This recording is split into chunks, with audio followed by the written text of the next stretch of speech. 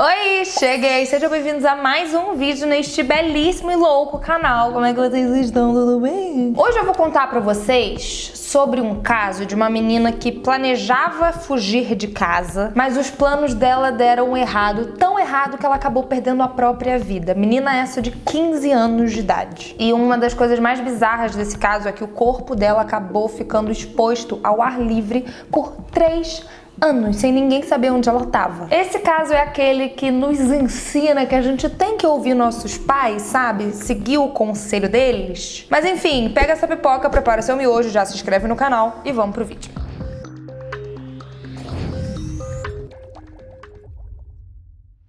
Megan Nichols nasceu no dia 18 de julho de 1998, em Evansville, Indiana. Só que ela foi criada em Fairfield, em Illinois. O nome da mãe dela era Kate Joe e o nome do pai dela era John. O John morava em Tulsa, Oklahoma, e ele desde o início da vida dela sempre foi um pai ausente. Talvez por esse motivo a Megan e a mãe dela, Kathy, enfim, vou chamar ela de Kate, eram inseparáveis. Elas faziam tudo juntas, eram melhores amigas, estavam sempre uma na vida da outra, elas eram indesgrudáveis. Criei a palavra. Quando a Megan estava no ensino médio, ela jogava vôlei, ela também fazia parte do time de líder de torcida e também participava da banda da igreja. Em algum momento dessa vida, apareceu um salafrário na vida dela. Ela acabou conhecendo um adolescente chamado Brody Ian Murbarger, acho que é assim que fala, que nasceu no dia 27 de novembro de 1995, ou seja, ele era 2 anos mais velho do que ela. E aí, em um baile de formatura no outono de 2013, houve uma situação que marcou o início do pseudo relacionamento entre os dois. A Megan tava nesse baile com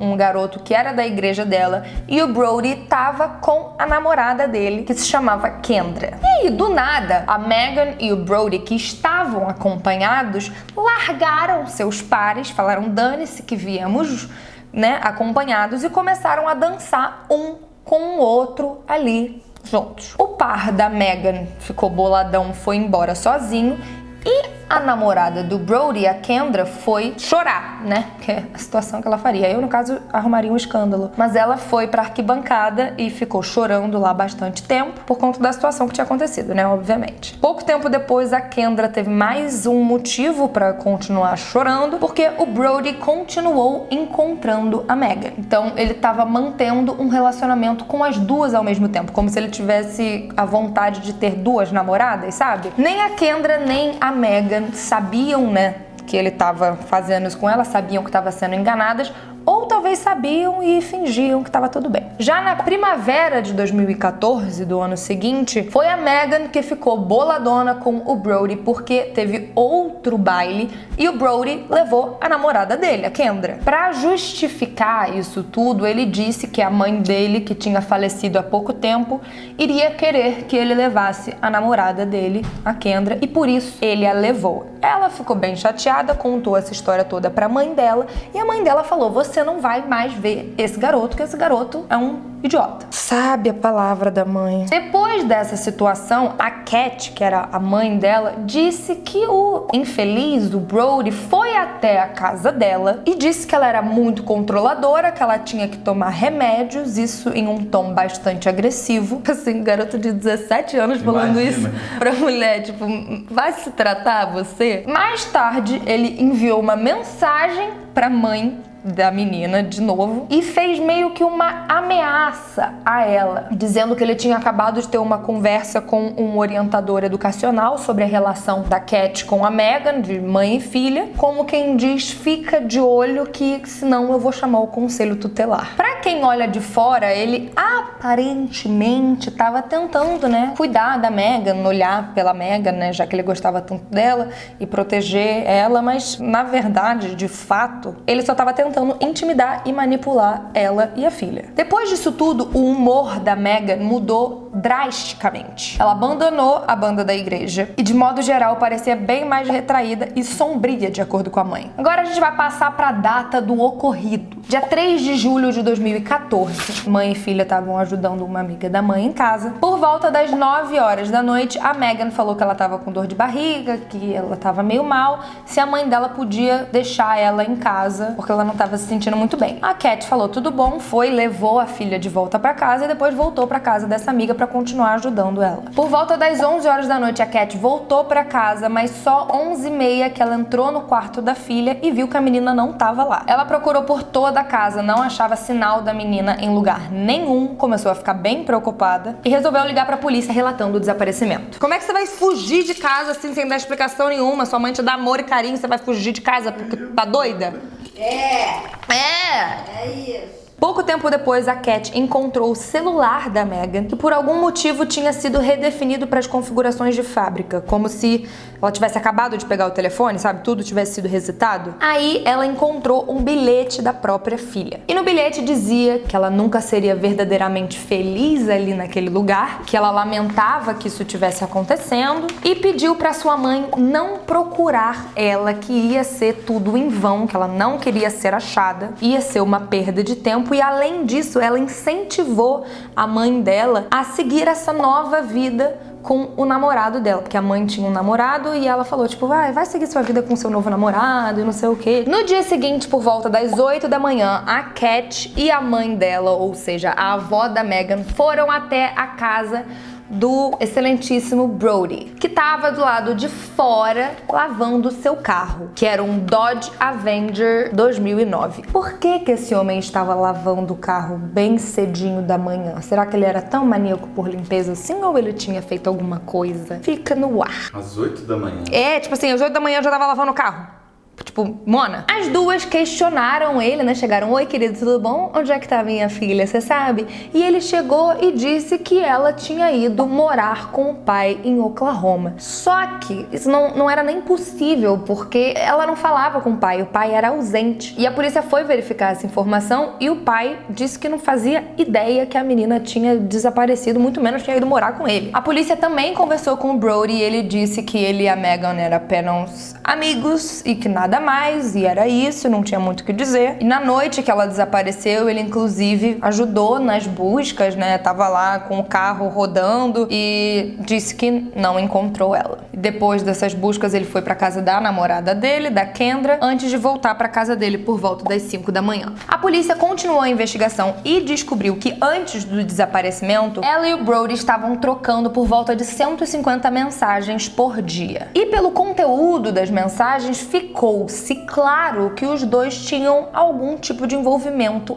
a mais do que amizade. Além disso, também foi descoberto que os dois já tinham planejado em fugir juntos. E ele até tentou desencorajar ela desse plano. Posteriormente, a polícia examinou o carro desse ser humano, do Brody, e foi encontrada uma mancha vermelha no porta-malas que parecia sangue. Só que foi feito um teste e esse teste deu negativo para sangue, o que fez parecer que o garoto não tinha nenhum envolvimento no caso. Além disso, havia evidências de que a Megan estava se preparando para fugir, porque quando uma pessoa desaparece, o que a polícia faz é descobrir se ela desapareceu porque ela queria desaparecer ou se ela desapareceu porque alguém fez ela desaparecer. Os investigadores descobriram que antes dela desaparecer, ela foi a um caixa eletrônico e sacou $200. E esse saque ocorreu no dia 3 de julho por volta das 2 horas da tarde. E a partir daí, a polícia não conseguia mais acusar nem o Brody nem qualquer outra pessoa por ser responsável desse desaparecimento dela. Não aconteceu muita coisa em questão de investigação durante alguns anos, mas tudo isso mudou no dia 26 de dezembro de 2017, 3 anos depois, quando um homem e a sua namorada fizeram uma descoberta sinistra. Os dois estavam caminhando e procurando lenha em um campo poucos quilômetros de Fairfield e nesse rolê o casal acabou tropeçando em ossos humanos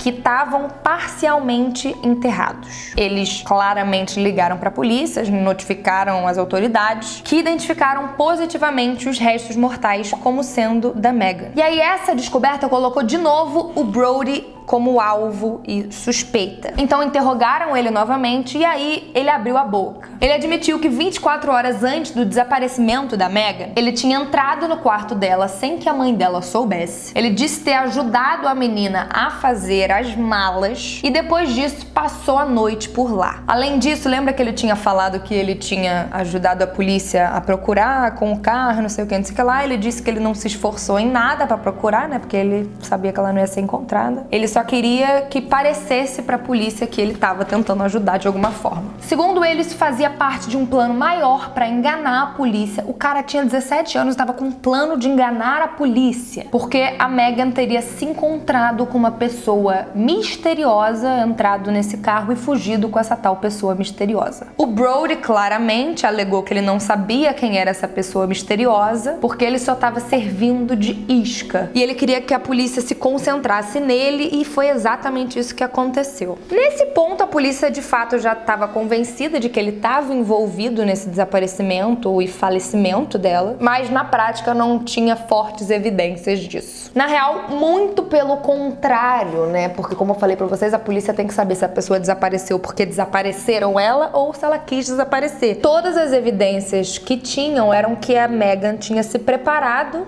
para desaparecer, tanto com o bilhete que ela tinha deixado para a mãe, quanto por ter sacado aquela quantia de dinheiro no caixa eletrônico. Durante esses anos, o Brody acabou se mudando para Indiana para fazer faculdade. Enquanto isso, os investigadores resolveram dar uma segunda olhada naquele carro dele que ele estava lavando às 8 da manhã, que tinham encontrado uma mancha vermelha. Embora o exame de sangue tenha vindo negativo, a polícia não ficou pensando assim, será que isso não é um falso negativo? Será que se a gente testar de novo, talvez não dê positivo? Acontece que em 2016, o Brody desmaiou enquanto dirigia, acabou batendo numa árvore, o carro deu pau e esse carro foi vendido pro ferro velho. Depois de vendido pro ferro velho, foi vendido para um casal em Missouri. Então a polícia entrou em contato com esse casal, que agora tinha o antigo carro do Brody, perguntou para eles se eles deixariam a polícia examinar e tal. E aí o casal deixou super eles examinarem, né? Deixou a polícia examinar o carro sem ter nenhum tipo de mandado e tal. E aí dessa vez o exame de sangue deu positivo. E os investigadores encontraram ainda mais sangue no porta-mala. E no final das contas, o DNA batia com o DNA da Megan. Nessa altura do campeonato da investigação, o FBI já estava envolvido. Eles visitaram o Brody em Indiana, nessa faculdade que ele estudava. Só que dessa vez ele se recusou a falar com os investigadores. Então a polícia teve a brilhante ideia de conversar com o coleguinha dele de quarto, chamado Kyle Ellis, que aceitou botar uma escuta para a polícia poder ouvir as conversas deles.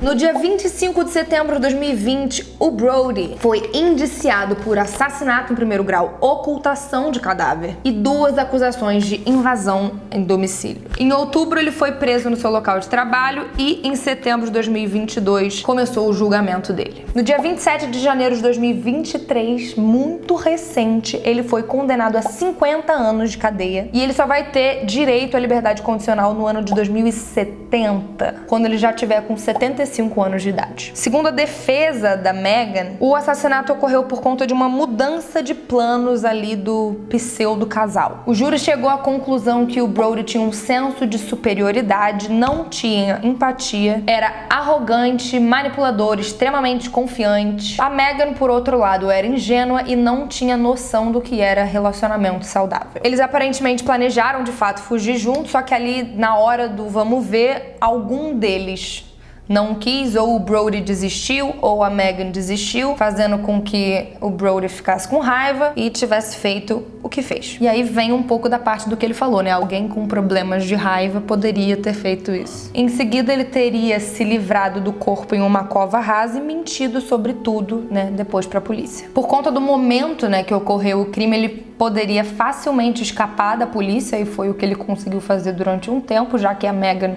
queria de fato fugir, e deixou evidências que corroboravam com essa conclusão. Por fim, apesar de todas essas evidências, não se sabe ao certo certo o que aconteceu, porque não foi nada em flagrante, né? Tem várias coisas que aconteceram que a gente não sabe. Mas, o que você acha? Eu estou aqui para te perguntar a sua opinião sobre esse caso. Você acha que ele é culpado, que ele não é culpado, que foi outra pessoa, que de fato ela fugiu com uma pessoa misteriosa? Enfim, tá aí para vocês julgarem e darem a opinião de vocês. Minhas redes sociais vão estar aqui embaixo. Um beijo, fiquem com Deus. Fui!